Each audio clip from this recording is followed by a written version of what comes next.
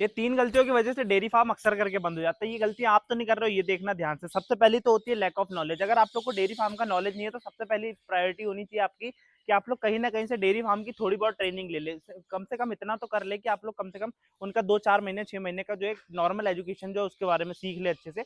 उसके बाद में फिर डेयरी फार्म को करें, ठीक है? अगर नहीं हो पा रहा है तो आप लोग स्टार्टिंग में जो है बड़ा एकदम से बड़ी स्टार्टिंग मत करो कि भई 25-30 पशु अपन लेके आ गए उसके बाद में स्टार्ट किए। आप लोग स्टार्टिंग में 2, 4, 5 पशु लेके आइए, उतने से स्टार्ट कीजिए, उसके बाद धीरे-धीरे, धीरे-धीरे करके उसको आगे बढ़ाइए। दूसरी चीज़ आती है कि पशु का सिलेक्शन। हम लोग को हमेशा ये ध्यान रखना है कि भैया पशु सिलेक्शन बहुत ज़रूरी है, कि अगर हम लोग अच्छा पशु लेके आएँगे जो ज़्यादा दूध देगा तो फिर वो उससे आपकी कमाई भी ज़्यादा होगी, ठीक है? तो आपको पशु अच्छा दूध लेके आना है, अगर आप दूध वाला लेके आना है। अगर आप भैंस लेके आते हो तो भैंस में आप लोग को मिनिमम, ठीक है, मिनिमम से मिनिमम 12 लीटर होना चाहिए दोनों टाइम का मिला के।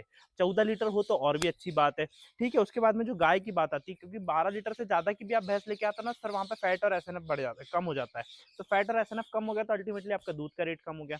और गाय की जो बात करें हम लोग, तो गाय की 16 लीटर 18 लीटर की गाय जो है पर्याप्त होती है, ठीक है? एचएफ में भी बहुत अच्छी अच्छी गाय है, लेकिन उनका फिर क्या फैट नहीं आ पाता। अगर आप लोग रूरल एरिया है तो वहाँ पे आप लोग कोशिश करें कि जिन पशुओं का फैट ज़्यादा आता है वैसे पशु लेके आए। अगर आप शहर सिटी के पास में हो तो वहाँ पे फैट का उतना ज़्यादा मायने नहीं रखता, क्योंकि वहाँ पे आप चिल्लर भी बेच सकते हो, ठीक है? ये हो गई दूसरी चीज़। उसके बाद में ब्रीडिंग जो होती है कि हम लोग को पशु को फटाफट तैयार भी करना है। हम लोग को ये ध्यान में रखना है कि हम लोग का जो डेयरी फार्म है, हम लोग उसको एक बिज़नेस तौर पे ले रहे हैं। तो हम लोग को हर 3-4 महीने के अंदर-अंदर में जो है ना हमारा एक पशु मतलब वो करवाना है, क्रॉस करवाना है, ताकि वो नेक्स्ट जो उसकी जनरेशन आएगी, उसको फिर हम लोग डेवलप करके फिर अलग अपनी इनकम जनरेट कर पाएँ।